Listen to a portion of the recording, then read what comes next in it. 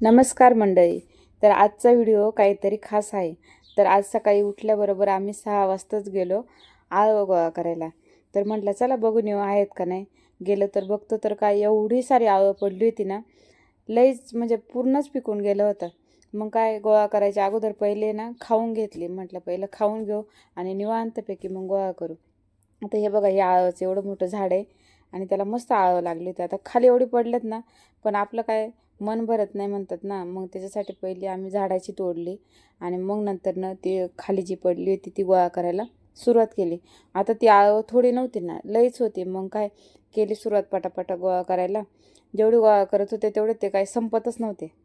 15-20 मिनटं नुसते आम्ही ते आळवच गोळा करत होतो. आणि मग काय थोडेसे गोळा करायचे, मध्येच 1-2 आळव खायचे. आता एवढे आळू आम्ही घरी नेऊन करणार काय? आता खाऊन खाऊन किती खाणार असा प्रश्न असतो ना. तर म्हटलं चला थोडीशी खाऊ आणि जेवढे राहतील ना तेवढ्याच्या मस्त कुरकुट्या करून ठेवू, म्हणजे पावसाळ्यात पण खायला होते आणि मस्त जरा वाटतं नाही का, म्हणजे वाया पण जाणार नाही. आणि मग जेवढी होती तेवढी सगळी गोळा केली आणि मग झाडाला होती ती पण तोडली.